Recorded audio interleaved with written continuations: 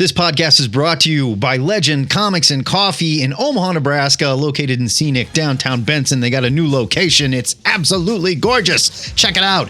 And by listeners like you. Go to Patreon.com/twoheadednerd. Become a patron. Support this show. Once, they were two best friends managing a comic book store.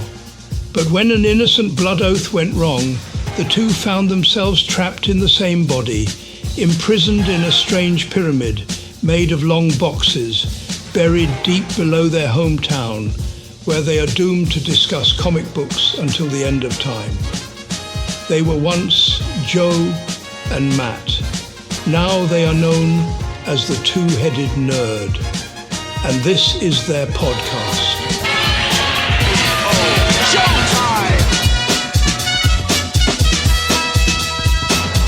Broadcasting from the Ziggurat in Omaha in caverns deep below the metro area, it is our pleasure to welcome you to episode 781 of the Two-Headed Nerd comic book podcast. I'm your head, number one. My name is Matt Baum. The world is on the brink of nuclear extinction, but we're here to talk about something more important. Our opinions on some new comic books. That's right. I'm the internet's Joe Patrick, your head number two, and nothing distracts a nerd from certain doom like dudes in tights. Got that right. It's time for another new comics show where we'll review 8 new comics from the past 2 weeks. After that, we'll set you up with our must-read new comic picks for next week. This week we'll be ignoring world news and reading about Marvel's newest New Avengers and Runaways, Copra's conclusion, Jeff Lemire and Dustin Nguyen's baby Jason Todd, Emma Frost before the X-Men, don't worry, she's still wearing lingerie, Superman's dog, and more. It is review time in the Ziggurat. Before we turn our keys simultaneously and launch an attack on these comics, let's talk about our rating system, the one we came up with while reinforcing the Ziggurat's radiation shield. We're going to be fine, by the way. Each comic we review is rated using our 3-point scale, buy it, skim it, or leave it. Then we pick the best comic we reviewed to enter the THN Permanent Collection. Our synthezoid assistant Macho posts our written new comics reviews on twoheadednerd.com every week. In fact, you can read them there right now. But we only discuss them while we duck and cover right here on our new comics review show. Macho, please seal the secret entrance to the Nerd Cave until global tensions cool and fetch our review comics. One would think that growing up in the 1980s would have better prepared you for the threat of nuclear war. But I suppose you want to fit in with the terrified millennials. Here are your review comics for the week of Wednesday, June 11th. We begin with The Death of the Silver Surfer, number 1 from Marvel. It's written by Greg Pak, art by Sumit Kumar, colors by Frank Darmada, letters by VC's Joe Sabino, and cover by Dyke Ruan. Here's your solicit. The Silver Surfer's final voyage? ? The Silver Surfer returns to defend a war-ravaged Earth. He's got a movie coming up where he's going to be a girl. Don't let that freak you out. But Norrin has a galaxy-sized target on his back. A new enemy will stop at nothing to steal away everything from the Surfer. Is or ever will be. A single human life may be all that decides the Surfer's salvation. Or damnation! I thought for sure that this was going to be another look at a past version of a character that Marvel's been doing. And we're going to talk about another one of those later with Emma Frost. This is not. This appears to be a wholly new Greg Pak Silver Surfer story. Why did you think it was? I don't know. Marvel's just been doing a lot of those. I think if it was, they would have gotten Ron Mars because he had a lengthy career on the Silver Surfer. Fair. Sumit Kumar's art is so good in this book. Even the backgrounds are amazing in this book. But the Surfer, who is a very difficult character to draw, like Spider-Man or Thing level difficult, but for completely different reasons. It's because he's just a shiny dude. You got to make it look good, and it's not easy. And he is indeed a shiny dude. They are killing it here. Darmada's colors are perfect for this character, by the way. And the sense of scope that they are instilling with the Silver Surfer, like going from really large moments like him watching Galactus dig his hands into a planet and destroy it, or standing on the event horizon of a black hole while it's eating another planet, and then cutting to moments where he's holding a bug and like saying hello to a butterfly. Like they both feel just as big and just as important. And I hadn't really thought about it until I read this book.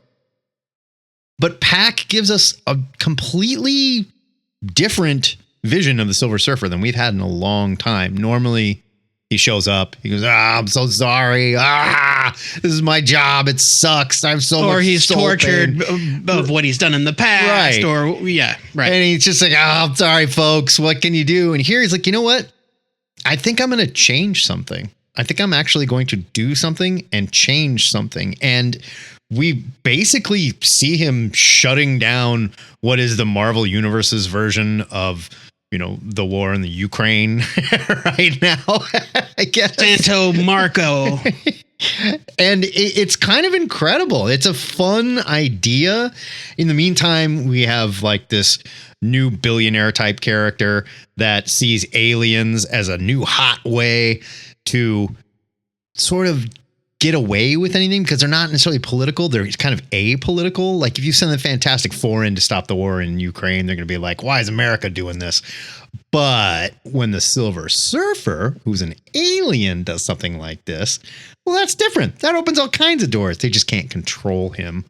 And it looks like his own actions in maybe trying to help and change things could be the things that is going to get him killed. I don't know. But this was so fun. This was way better than I thought it was going to be. The art is fantastic. I love Greg Pak. He's building a great story with this corporate disruptor that wants to use the Silver Surfer and a new character that is way smarter than we think she is. Going to be some guest stars from some old Pack characters you'll recognize. This is a buy it, and just in time. The Fantastic Four movie's coming. I got a hankering for some good Silver Surfer. Totally agree. It was an unexpected surprise. Not like, look, Greg Pak's a good writer. He's great. He just hasn't been around. Art, I know that we've seen Sumit Kumar's art before. Oh yeah. I have a hard time with names, but this is gorgeous. And this is just a really beautiful, beautiful, beautiful book. We get another alphabet organization. It's called the Bureau of Alien Neutralization's. Oh, BAN. Yeah, it's BAN. Bureau of Alien Neutralization. Yeah. It's a really good time. If you love the Silver Surfer, or even if you're curious about the Silver Surfer, I don't know that what we see in the movie is going to relate much to what is happening in this book, but the Silver Surfer as a character is just like full of depth and nuance and pathos, and it's a well that I wish Marvel would come back to more often. This is great. It's a buy it.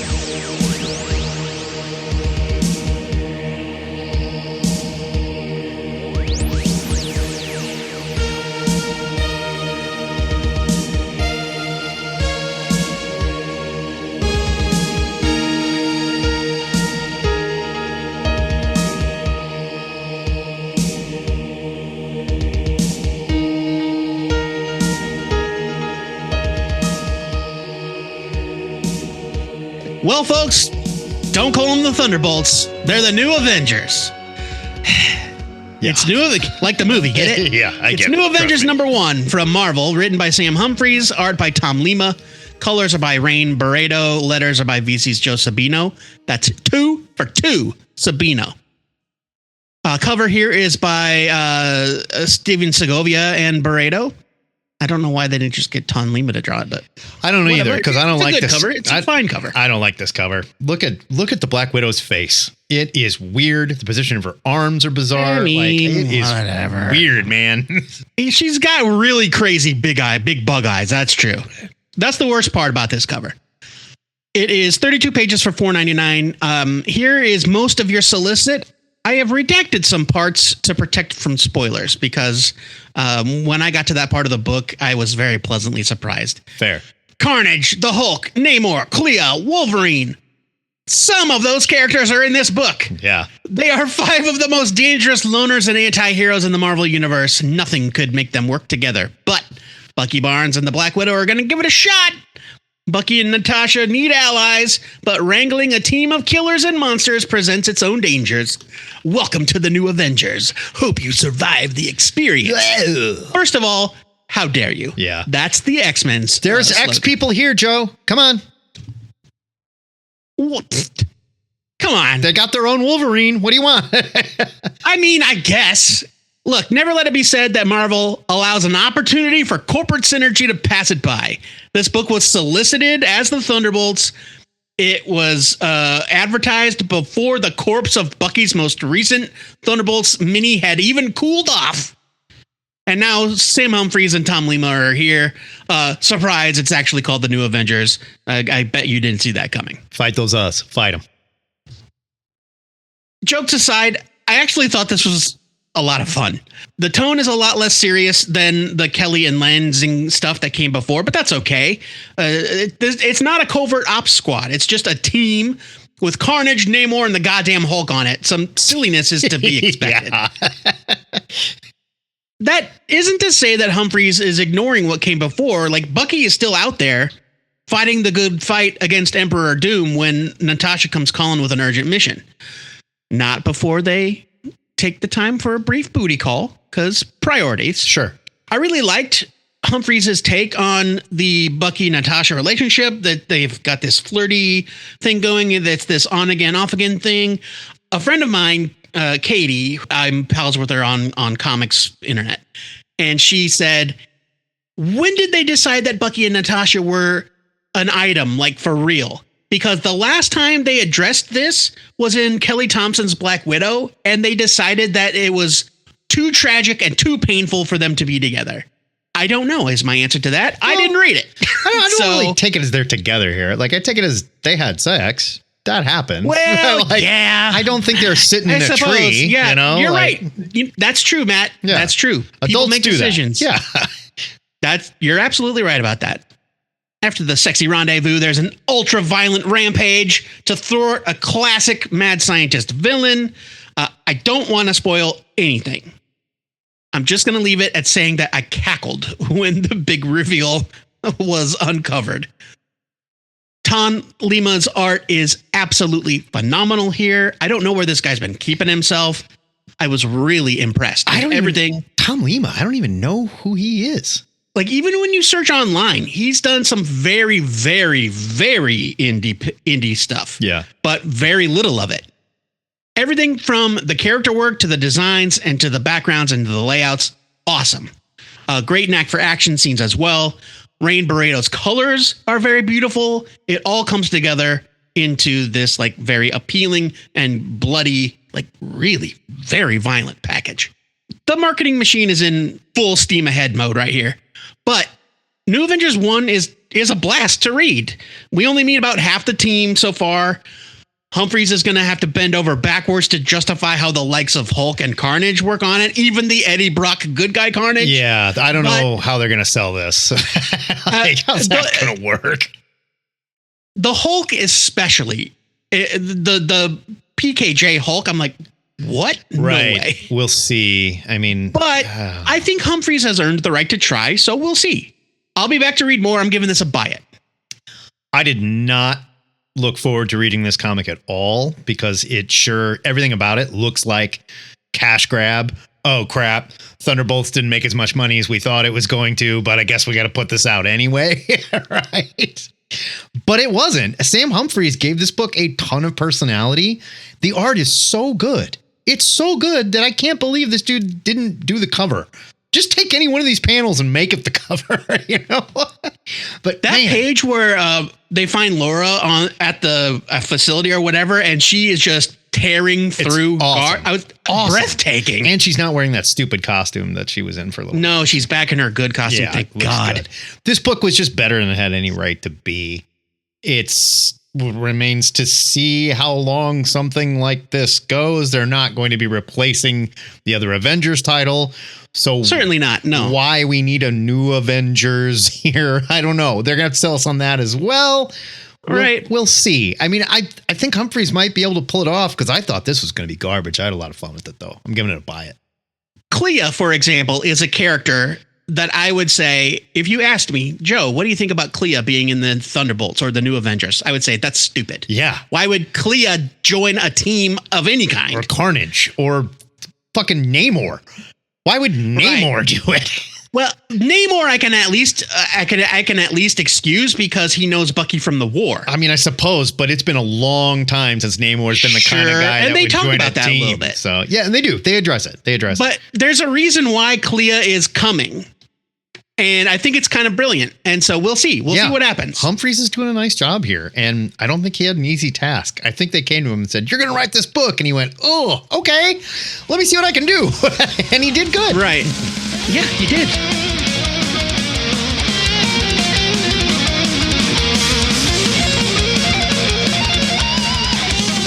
Over on the DC side, if you listen to our Gang Hang, you may have heard me talk some smack about Jeff Lemire's DC books. I'm about to recant on all of that as I talk about Robin and Batman. Well, just one of them, really. Jason Todd, number 1 of 3 from DC's, written by Jeff Lemire, with art by Dustin Nguyen. Letters by Steve Wands. It's 40 pages for $4.99. Here's your solicit, or a little bit of your solicit anyway. For those of you who don't know, Jeff Lemire and Dustin Nguyen returned to the spotlight the early days of a very different dynamic duo with a very different dynamic. If you were paying attention recently, they did a Robin and Batman about Dick Grayson that was this wonderful, uplifting, absolutely stunningly beautiful comic because Dustin Nguyen watercolored it. And it was all sort of told from Dick's point of view. And Dick, as we all know, is a Boy Scout. He's a total sweetheart. He's the best Robin that's ever Robined. And so the story is great. A little bittersweet, but fantastic.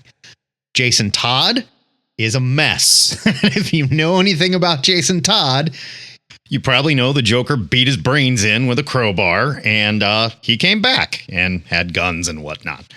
He's feeling much better now. Got a new series coming. Whatever. It was an Infinite Crisis tie-in that revealed how he came back. Superboy Prime punching on the walls of reality. Right. Jason Todd. He returned in the pages of Judd Winnick's Batman. Yes, and this Jason Todd is a lot more leaning into that orphan that came from the streets of Gotham, rough upbringing. There were drugs. Parents were not always around. There was all kinds of things that made him into the tragic character that he would become. I would argue he should have stayed dead. Whatever. A lot of people love him. That's not what we're here to do. That's not what we're here to do. They are so good here, just sort of shifting the tone very slightly. Because anybody who knows anything about Jason Todd knows this is doomed. And they're not doing it where it's like, oh, he's cursed and he's always been cursed. But there definitely is something different about Jason and the way that he carries himself. And they created this new character, the Cuckoo, who's perfect. Absolutely perfect. Ridiculous guy with a dumb bird mask on. He looks like he could have been out of the 60s TV show. Absolutely. He's great. That's how silly he is. But they update him a little bit with sort of this tragic side, and Jason's obsessed with stopping him to prove to Batman he's a total badass. The Cuckoo gets away. Jason cannot let that go and chases him down. I'm not going to spoil anything, but the moment when he does catch him is really powerful, and it reflects on Jason's own background.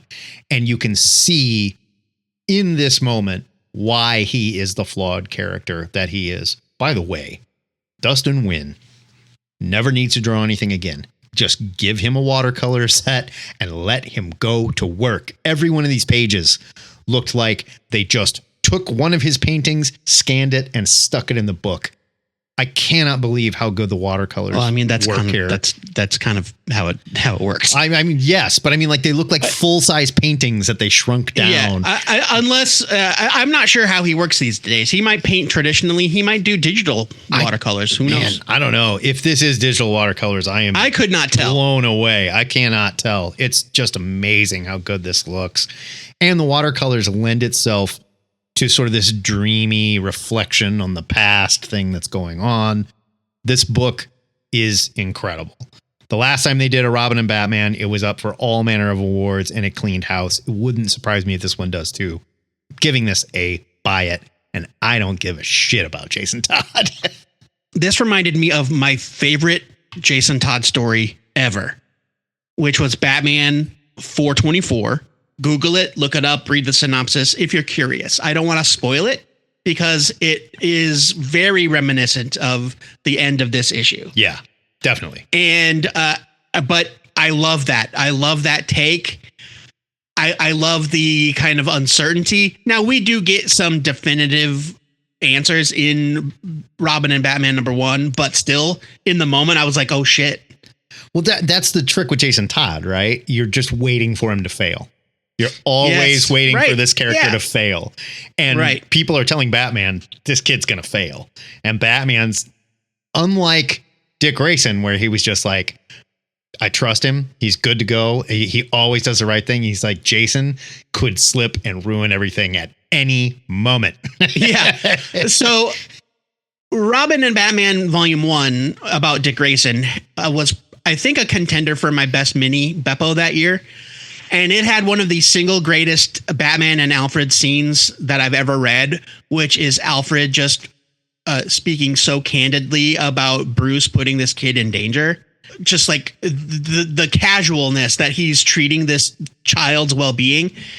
And there's a moment like that in this as well, except Alfred's frank conversation is not, you need to get your shit together and be a father. It's, I don't think this kid has what it takes. Yeah, it's quite the opposite. It is. It is quite the opposite. Yeah. I think this kid doesn't have what it takes, and you should probably not be doing this.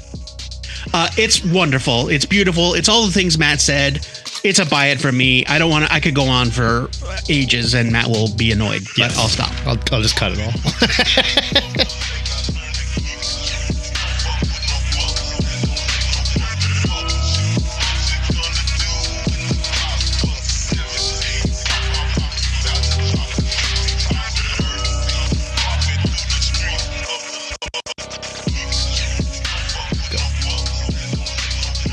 In case you forgot, Dr. Doom is still in charge of the Marvel Universe. Also, in case you forgot, the Runaways exist. Thankfully, Rainbow Rowell did not forget. We've got a new comic here from Marvel with art by Elena Casagrande, colors by D. Kniff, letters by VC's Travis Lanham. Sorry, Joe, you can't letter them all.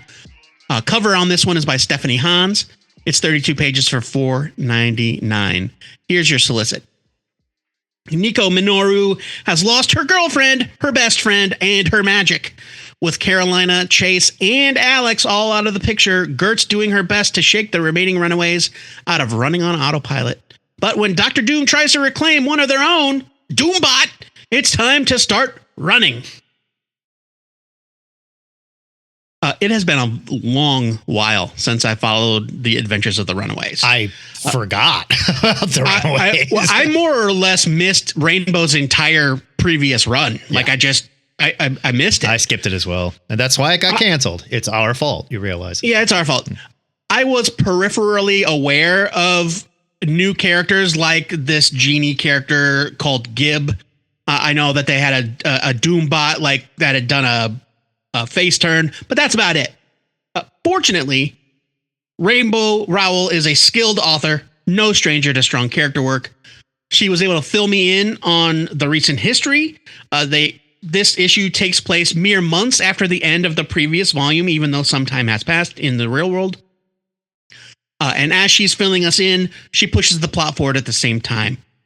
Casagrande's art is a great fit for this series. You may recall that Casagrande drew the excellent Blade book that Matt and I reviewed. Yeah, that book was incredible.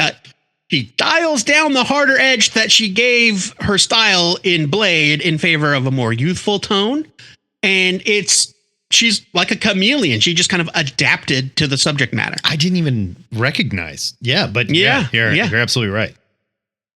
D. Cuniff's colors are a beautiful addition to the line art. There's like this subtle textured look to the pages that makes it kind of look like they're on canvas, which I really, really appreciated. So, hey, look, the latest volume of The Runaways, it picks up right where the last one left off, but you're not going to be punished for coming in cold. Rainbow Rowell Casa Grande. They do a great job. They let you know everything you need to know about the team. And they really do deserve to be in the spotlight more often. I'm giving this a buy it. I really enjoyed it. Yeah, Rainbow is a pro. And putting her on books like this is the only way a book like this is probably going to succeed. Is the book going to succeed? I hope so, because it's very good. I think it's a 5-issue mini. I think it's a mini. Probably. I think maybe we've learned that the Runaways can't sustain. But that might be for the best when it comes to the Runaways. Right. Tell your story and get out. And that's fine. And I hope that's what they do here, because I can hang with that. Now, one could argue the Runaways have been running away for a very long time, but you're absolutely right. I did not read any of her last stuff. I did not feel lost for a moment. The humor is here. The emotion is here. The art is fantastic. The Runaways are back. Some people are cheering. I hope people pick this up and read it, because Rainbow's so goddamn good at this stuff. I'm giving it a buy it. This is great. I will say this, considering I had no attachment to the character whatsoever, this is how skilled the writing is. When shit goes down with Doombot in this comic, I was legitimately concerned. Like, I really felt for that character, and I was like, "Oh no, not Doombot!" Well, they really like Doombot. I know, and I really like Doombot too. Yeah, just making goulash in the cave. I mean, what's not to love? It was cute. Mental note: goulash is the key to Master Joe's heart. Here are your review comics for Wednesday, June 18th.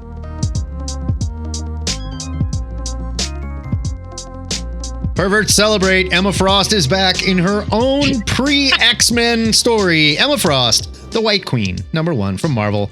It's written by Amy Chu, art by Andrea DeVito, colors by Antonio Fabella, letters by VC's Ariana Maher, and cover by David Nakayama. The cover is excellent, by the way. The cover is what's going to bring in the perverts. Yeah, but it's really good. It's a very well done drawing. I cannot say the same for the other variant covers. The faces that they put on Emma on the other variant covers are goddamn disturbing.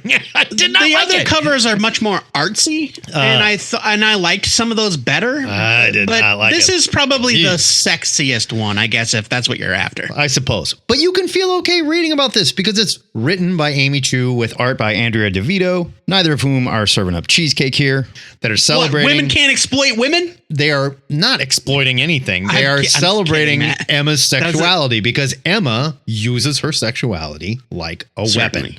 There's a reason that's kind of the whole point of the lingerie. There's a reason she runs around with her panties on the outside, and they are panties. Let's not this is not a suit. It's not a costume. It's a bondage outfit. She's a corset and underpants. She is drawing the gaze of all the men that want to be near her. I was kind of excited for this. I figured if there's going to be a flashback thing that Marvel is doing that I might care about, it could be the Hellfire Club, because I used to love the Hellfire Club. Back in the day, Chris Claremont's Hellfire Club, awesome. Nobody had sex parties like the Hellfire Club. They were great, right? And they were stealing money from rich people and actually trying to sort of help mutants in sort of an evil way, but whatever. They were this nice opposite of the X-Men. And Emma was always one of the most interesting characters there. Unfortunately, they don't give Emma a lot to do here. She is running a meeting in Buenos Aires for their South American Hellfire Club, and a mutant breaks in and they catch that mutant because nobody really knows there's mutants in the Hellfire Club. Got to keep that quiet. So I'll bet you can guess what happens next. The X-Men show up and they steal the show. And look, they look fantastic. The art by DeVito, beautiful. Nightcrawler is kick-ass. We get a fastball special from Colossus and Wolverine. I don't remember the last time I've even seen one of those. Storm looks amazing using her powers. But this is also like Emma's book, and Emma just kind of gets lost in the X-Men fray. It's Emma's book for about half of it. Yeah. And then it's the X-Men's book for several pages. And then when we go back to the Emma stuff, it's kind of like, well, all the action was really X-Men based, and the Emma stuff is your typical, the Hellfire Club are all jerks to each other, and they're all trying to screw each other over. Yeah. And she's like, I think we have a traitor in our midst because there's no way the X-Men could have gotten here. And if I'm right, then it's painfully obvious who the traitor is. And I guess that's a reason to read issue 2, but there just isn't much here. And if you're a fan of Emma, I don't know why you're paying for this book. It's barely her story so far. Giving this a skim it is fine. The art is very good, but I don't know. There wasn't a whole lot to care about this version of the White Queen and what she's doing. We all know where this is going. I mean, yeah, it's the same issue that plagues all of these flashback minis. Unless you're saying something new that has impact on the present day, it's not, the stakes are so low as to be non-existent. Right. Now,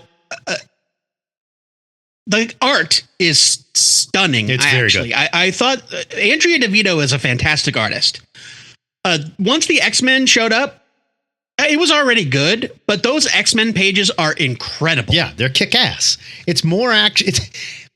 It's almost like Andrea DeVito was like, thank God, finally, the part of the book that I wanted to draw. Right, and I'm not going to denigrate any other artist drawing X books right now, but this is the kind of flashy X-Men scene I've been like wanting for a while. Yeah, sure. I will say, now that I'm reminded of who did the variant covers, thanks to this credits page, the Greg Land variant cover is a horror show. Yeah. Ugh. It's it's like a haunted painting. Yeah. It's terrible. I don't like it. But Joelle Jones, like, that's good stuff. Joelle Jones one isn't bad, but her eyes. Anyway, it's a skim it. You know, if the stakes are low, Emma's a fun character, but like, how does this impact the Emma of today? Right. I don't think that it will. And so why are we here? And controversial, I think Emma's Hellfire Club days, probably the least interesting. I agree 100%. Right? Wholeheartedly. Easily the least, not impressive, but least interesting part of that character. Right. Yeah. I think once she got hired by the Xavier Institute in Generation X, that's where I started to think, oh man, Emma is actually really complex and interesting. And this Hellfire Club stuff is. She didn't change either. It's not like they just made her good. No, she didn't. She's still an ironclad bitch, you know? And I will say this, I've been reading X-Men comics since 1991, and I still could not tell you what the Hellfire Club does. They have sex parties. Yeah, I mean, I know what they get up to in that mansion. Yeah. But I don't know what their purpose is other than it's vaguely mutant related. And really, I think it's only to benefit the mutants that are in the Hellfire Club. Well, they screw money out of rich people and give it to mutants. Or do they? What? I don't know. Here's how you solve the problem with your greatest nemesis. Become the biggest donor to the Xavier School for Gifted Youngsters, which has to be funded on private dollars. Xavier's doing it wrong. He doesn't have any sex parties.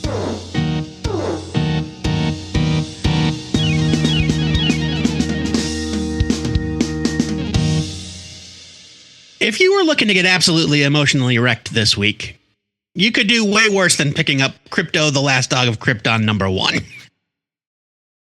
This is from DC Comics. It's written by Ryan North. Art is by Mike Norton. Colors are by Ian Herring. Letters are by Lucas Gattoni. It's 32 pages for $3.99. Here's your solicit. There will come a day when Krypto stands beside Superman, helping him fight off monsters, aliens, and supervillains. A day when this dog will save his adoptive world thanks to the incredible powers granted him by Earth's strange yellow sun. But he's not there yet. Today, Krypto is a normal puppy on Krypton, spending each happy, snoozy, endless day alongside his family, Jor-El, Lara, and baby Kal-El. But when a rocket test goes wrong, Krypto finds himself lost in space and soon crash landing all alone on a strange and alien world called Earth. I will tell you one thing for free. This comic is absolutely not something you want to read while your own dog is undergoing intensive dental surgery. My dog was under sedation. I had just gotten a call from my vet telling me that the procedure was going to be a lot more intensive than originally planned. Mere moments before I picked up Krypto #1. Did that color my opinion of the book? Maybe. Would you have to be a heartless monster if this comic didn't make you want to hold onto your own pet for dear life and shower them with affection? Abso-fucking-lutely. Okay, let's now for 1 second think that the S on the cover isn't what is absolutely coloring your opinion. Right? No, the S is irrelevant. Really. Anything Superman, it doesn't have anything to do with this. Anything Superman related. Joe Patrick's like, I really left it. Whatever. Ryan North has proven once again, he's one of the absolute best when it comes to writing family dynamics. His Fantastic Four, say what you will about the series as a whole, but the way he writes Johnny, Ben, Sue, and Reed is great. This first issue takes place in the lead up to Krypto's unexpected departure for Earth, so we see a lot of the L family on Krypton, baby Cal included. North does this thing, assisted by Gattoni's lettering, I'm sure, where any dialogue not directed directly at Krypto is less bold, and it's in proper sentence case, like capital first letter of a sentence and then lowercase, like you would write in English class. While all of the dialogue directed at him or about him is traditionally lettered in bold all caps. It's brilliantly subtle, and it's a really cool way to indicate how much of what is happening Krypto understands. Beyond that, this issue is full of heartwarming and hilarious moments. They're going to ring true to anybody that has a pet. While all of this is going on, the humans are going on about how the planet is about to die. It's a really excellent contrast. Mike Norton, he's known for drawing animals. The dude's been producing Battle Pug since 2011. There's an all-new Battle Pug graphic novel currently on Kickstarter right now. His interpretation of Krypton is full of joy and silliness, and he's loving and loyal. Krypton looks very cool as well. It's certainly very alien, but it's got a lot of humanity, like people in the park walking their dogs. It makes it feel like a relatable place. Walking their dogs in sweaters, by the way. They've all got a little jersey on. He's got a little Superman jersey on. It's his Thunder shirt. He's also, Norton, obviously a well-established superhero artist as well, so the human characters all look great. Jor-El and Lara actually feel like characters worthy of being mourned and missed instead of just faces on a screen, which is what we normally get from pre-explosion stories. That or very dour, solemn Jor-El. Right. Farewell, my son. You have solemn duty to use your power for good. Yeah. Why we're not leaving, I don't know, but you are my son. Okay. Yeah, they're just a loving family. Now, there is a curveball after Krypto makes it to Earth. I didn't know what to make of it. It's going to be interesting to see how it all plays out. So far, Krypto, the Last Dog of Krypton, is an absolute joy to read, unless, of course, you are a heartless monster. I'm giving this a huge buy it. I loved it. No, of course. I loved this comic. It was great. I mean, look. Yeah, no. Mike Norton is an excellent artist, and he's that guy. He's another one of those guys that has a style, but can do whatever he wants with it. And the subtle differences between what happens on Krypton and when Krypto gets to Earth really showcase what this guy can do, because it's cartoony and it's fun and it's cute. And then it's kind of hard and it's dirty and it's a lot more realistic. And this book looks great. The story is wonderful. They know what they're doing. DC has got I don't know if you've heard, there's a Superman movie coming, and Krypto is in it. So what? They know exactly what they're doing. That's convenient. And Ryan North is a perfect guy. He's also happens to be writing Fantastic Four, so he's having a very good year. North is really good at this. I don't want to call it an all ages story, but all ages appropriate story. Yeah. Where this is not a kid's book, but you could read this with your kids. You absolutely could. You could give it to anyone. This is a buy it. And it's adorable. And I really liked the last page.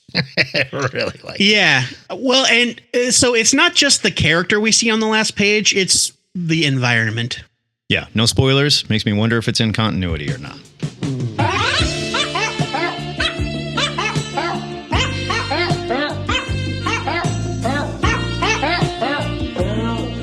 Stories about puppy dogs are cute. Kids love them, don't get me wrong. But some of us want extremely highbrow sci-fi in our comics. Good news. Benjamin, number 1 of 3, came out from Oni Press this week. It's written by Ben H. Winters with art by Leo Max, whose full name, Massimiliano Leo Max Leonardo. He's the most inherently Italian person in the world. Massimiliano is freaking hardcore. Colors by Luca Bertelli, letters by Becca Carey, cover by Christian Ward. It is 40 pages for $5.99. Here's a little bit of the solicit just to set you up. In one LA motel room, a cosmic quest is about to begin.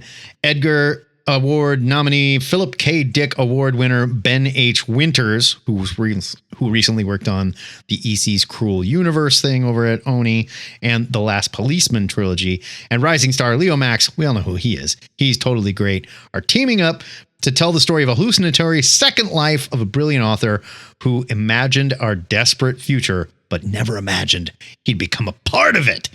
I'm throwing in the beginning about the Philip K. Dick Award winning Ben H. Winters because this reads like a Philip K. Dick novel. I love Philip K. Dick, by the way. I mean, this could have been a story starring Philip K. Dick about Philip K. Dick waking up in the future. This is a very loose homage to him. And Philip K. Dick was kind of a jackass. Like, he was really good at what he did, but he was also aware of how intelligent he is and thought he should have been a lot more famous. This is a wild read, though. And when you get an artist like Leo Max on the book, Leo Max has been a favorite artist of mine since we saw his work in Refrigerator Full of Heads. He was really good on that Rogues book as well over at DC. The guy can do whatever he wants, and he's got this crazy, classic, detailed style he learned while he was working on Dylan Dog over in Italy under like an Italian comics master, Sergio Bonelli, who I'd never heard of, but I did a little research and I was like, oh, this is how this guy got so goddamn good.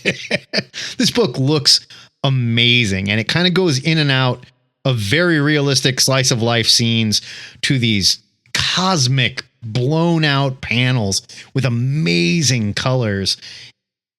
And I keep saying, like, this is highbrow sci-fi. This is crazy. It's mind bending. It's weird, but it's also very, very well grounded, right?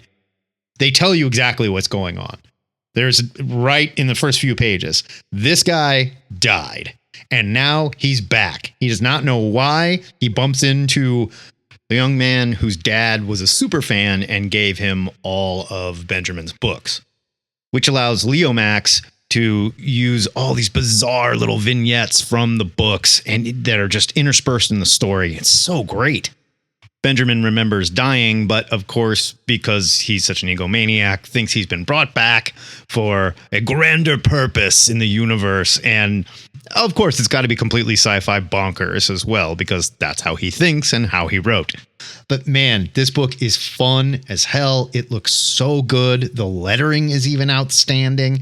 This has a very international comic feel to me when I look at it. Like, it looks like some of the like really impressive European comics that we don't always get because we're in a big rush to do our comics over here, and they kind of let people work and do their thing in Europe, as far as I can tell. So this is a great book. I'm giving this a buy it. I cannot wait to see where it's going. And again, they do a thing on the very last page that sort of brings it all together and makes you think, okay, now I have no idea what I'm reading. This is fun. Right. Because even when we got to that last page, I was like, is that really what's happening? Because the whole thing is this big cosmic question mark. But I loved this comic. I really had a great time reading it.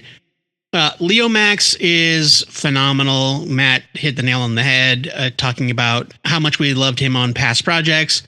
He's a perfect fit for this book because he draws the mundane and the weird with the same level of amazing talent. Because a lot of this book is just dudes in kind of dated, grungy LA clothing, hanging out and talking. It's beautiful to look at. And then there are these cosmic visions and illustrations of Karp's past work. And it's just so beautiful. This is great. I'm giving it a huge buy it. I really, really loved it.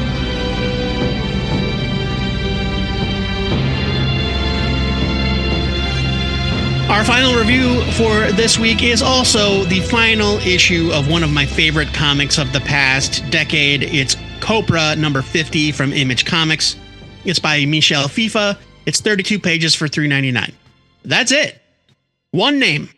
Michel FIFA. He does everything. Here is your solicit.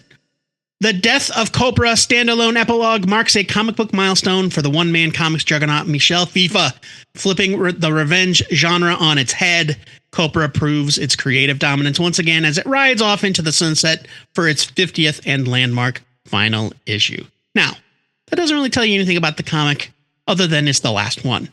That's because this is actually it's the final issue of the series, but it's not where you'll find the end of Copra's story. That happened in the Death of Copra miniseries, which was split off into its own thing and ended very recently. This serves as an epilogue to the explosive climax found in Death of Copra. And let me tell you what, that series, whew, some shit went down. This issue wraps up some loose ends in a very satisfying way. We see the fate of Boomer Harkness. We see Sonia Stone's recap of the series to a very unlikely audience. And the end of Lloyd and Zoe's quest to avenge Castillo. Those are all told with FIFA's constantly changing expressionist style. In fact, this issue is kind of a little subdued compared to previous ones. Oh, most definitely. Yeah. But it also serves as like a cool down. Well, yeah, that's the point. It's a breath. Right. It's an exhale after holding your breath for 49 fucking issues. Yeah, that's the point. White knuckling it through. It's the perfect coda to the intensity. That Death of Copra arc especially is just crazy brutal. And it is just masterfully executed by FIFA. What began as a love letter to John Ostrander, Kim Yale, and Luke McDonnell's Suicide Squad, and eventually grew to include homages to everything from the X-Men's Reavers. I remember seeing the Reavers analogs in here and being very tickled by it. To Jack Kirby's Fourth World, Doctor Strange, Clea, they're all here. There's a healthy dose of Steve Ditko thrown in for added flavor. Put all that together, and it has become what I think is the epitome of indie comics and unmatched creative drive. This is when somebody with a singular vision actually forces that vision into reality. Onto the comics page. It's brilliant from start to finish. Now, this issue, it's not going to make any new Copra fans. I don't know how it could. I do hope, though, that the discourse surrounding Copra 50 makes people curious enough to check it out from the beginning, because it's so wonderful. I don't know what Michel has planned next. I hope it's a well-deserved vacation. Whatever it is, I'll be there page 1, no questions asked. This is a enormous buy it. So I am woefully behind on Copra, but I just went ahead and read this. And I haven't read any of the Death of Copra either. But like you had said, this was so different than any of the Copra stuff I remembered reading that I was just like, I had to take a break and go back to the last issue I read and went, okay, I see he's doing a thing. Got it. Okay. In the context of the series, this is how this fits in. It's like the last piece of a jigsaw. Right. It's so completely different, but it's also a really nice way to say goodbye to these characters and give them a little something other than what I heard happened in the Death of Copra, which is pretty fucking brutal. It's buck wild. I mean, I'm still thinking about it, a week after finishing it. Yeah, this guy's a master, and I like that he's proving, look, maybe I did go a little nuts and I want to give this a chance, like you said, to exhale, to give these characters a little farewell. And man, this is great. I've got to go back and I've got to finish all this stuff. I've so much. I started over from the beginning. I was just like, I got to get back into it. Yeah, this is a buy it though, and just put together as a series. He's done, like you said, a singular thing all by himself that just pours everything he loves about comics into one book, and it's really impressive. I'm giving this a buy it. Good for you, Michelle. Like the love of the characters that are obvious. Like when you read Copra, a lot of the character homages are obvious. Some of them aren't, but most of them are. You can see the love. Yeah, you can see it. But some of them are like, I'm not sure who that could be. Is that Lady Deathstrike? I don't know. Maybe it's Spiral. I don't know. But the love that he clearly has for that original material is so apparent that it's just every page is drowning in it. Yeah, and that is Lady Deathstrike and Spiral. I think it's probably both. Yeah, I think you're right. No question.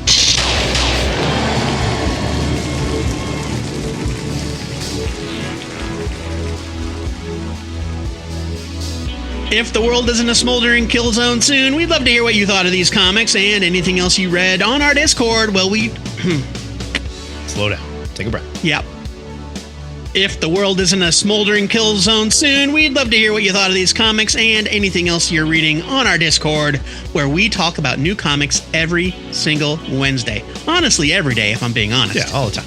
Well, we talk about new comics. We start talking about them on that Wednesday. I create a new comics thread every Wednesday specifically to say, what are you reading this week? Before we raise the periscope and peek at life above ground, we need to pick one of these comics to enter the THN Permanent Collection. Matt, which one's it going to be? It's Benjamin, number 1. Yep. That book, I just didn't know what to expect. And I picked it because I was like, I don't know, I love Leo Max, and this guy's got all kinds of awards after his name. I like sci-fi. Let's see what we got. It was just so much more than what I thought it was going to be. And it's a 3-issue story, so it's going to do its thing and get the hell out. I like that. I'm giving it it's a short story. I'm going to kind of split hairs a little bit. My favorite thing I read this week was Copra 50. But the book I've got to put in the permanent collection is Benjamin. Like, Copra is not the book that I'm going to say, hey, read this and you'll love Copra too. Well, I mean, like that whole series we will go into, a private. Yeah, right. Exactly. Right. Like, I've got those volumes on my shelf forever. Mm-hmm. But Benjamin number 1 blew me away from having zero expectations and absolutely no knowledge of the writer at all. I thought it was an incredible read. It's definitely going in the collection.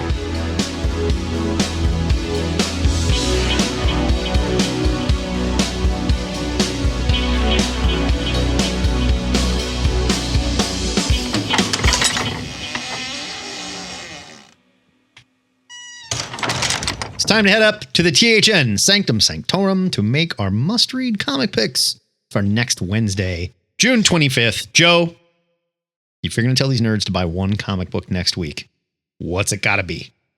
Look, I can only speak to my own predilections. This is the comic book that I have to buy next week. It's New History of the DC Universe number 1 from DC, obviously. It's written by Mark Waid with art by Jerry Ordway and Todd Knock, and I assume Various. It doesn't say Various, but this has the feel of something that Various would be involved in. It's 48 pages for $5.99. And here is, I'm going to read the solicit. Just read it. We don't normally read the solicits for our picks anymore, but I think it's worth reading. In celebration of 90 years of DC, superfan and writer Mark Waid turns back time to the very beginning of the DC universe in a 4-issue miniseries drawn by some of DC's greatest artists and told by the newest chronicler of time, Barry Allen. As long as he stays that way, I'm fine with it. It's a great role for him. Yep. The guy that explores the history of the multiverse, absolutely, Barry Allen, go for it. In our debut issue, Barry takes us from the very birth of the DC Universe to the rise of the Justice Society. The golden age of heroes begins here. Now, why am I excited about this? How many times, Matt, since 2011 have we said, gosh, I wish DC would let us know what counts and what doesn't and what just gets tossed out forever? We're going to find out. I have been waiting for DC to codify the tangled web of their post-Flashpoint, New 52, Rebirth, All In, whatever continuity for what feels like an eternity. Now it's finally happening, and it's in the hands of the one man on planet Earth most qualified for the job. I could not be more excited to read this. Yeah, I don't know that there's anyone else that could do this job. I'm not interested in reading anybody else tried. Like if they're like, Jeff Johns is going to tell us, like, no. Hard pass. Don't do that. My pick for next week is News from the Fallout #1 from Image, written by Chris Condon with art by Jeffrey Allen Love, 32 pages, $3.99. I don't know anything about Jeffrey Allen Love, where he came from, who he is. The art for this book looks fucking kick ass. It's so good. Chris Condon does not write feel good stories. This is going to be probably the darkest one he's done yet. It is about a nuclear bomb test that goes in 1962 that goes horribly wrong, and it unleashes a contaminant into the atmosphere that turns people rotten. I don't know what that means, but judging by the art, it's bad, bad, bad. Of course, this follows a character named Otis Fallows. He was a private in the U.S. Army, and he was there for the test. Only he didn't turn into the Hulk. He's just the only person that seems to be normal. This is sort of like what if everyone else in the world turned into the Hulk when the gamma bomb went off and Bruce was the only guy left normal. Basically, it's what it seems like. This is going to be awesome. I love Condon. That dude is on a tear. Pick this one up. And tell us what you're reading. Like Joe mentioned, we talk about new comics over on our Discord all the time. What are we missing? What are you reading? If the world's going to end, we're going to need a pile to read here. Excelsior! Oh. That's it for THN 781. If you dig our new comics review show, check us out on our YouTube channel. We got a new comic show, we got a back issue show, and we post our gang hang there as well. And we could use your thumbs up and your likes because it gets us in front of other people. We're a podcast, so you can pick us up wherever you find podcasts. But the kids love the YouTubes, and we've got chapters for the show here too. So you can skip around, listen to which reviews you want. It's awesome. Next week, the Back Issue Show returns for our Peter David Memorial edition of the Cosmic Longbox, where we dig into 6 of our favorite comic books that he wrote. If you need more THN before then, there's always the gang hang. There will be no gang hang this weekend. I'll try to come hang out if you guys want to hang out, but there will be no recorded gang hang, I'm afraid. Normally, though, it's Saturdays at 11 o'clock Central Time. You can check out our Discord for details at twoheadednerd.com/Discord. THN is a listener-supported podcast, and it wouldn't be possible without the generosity of donors like our patron, Idris Hussein, shares a first name with Idris Elba, and I will tell you, maybe better looking. Maybe better looking. Huh? If you're a good-looking son of a bitch like Idris and you want to support this show, you can hear this week's extra this time. We're doing part 2 of our Peter David countdown, where we were talking about some of our favorite characters that he has worked on. You can sign up to be a patron at patreon.com/twoheadednerd. Before we go, our weekly shout out goes to Friends of THN, a group of very talented writers, artists, and other creative types that you can find in the newly revamped links section of twoheadednerd.com. Do yourself a favor, check out the work of these exceptional creators, and show them the same support that they've shown us. Word to you, friends. Until next time, true believers, remember to pre-order your comics, because your retailer, he knows your collection lives, and he can take it out at any time. He's not saying he will, but he could at any time. This is the Two-Headed Nerd, signing off.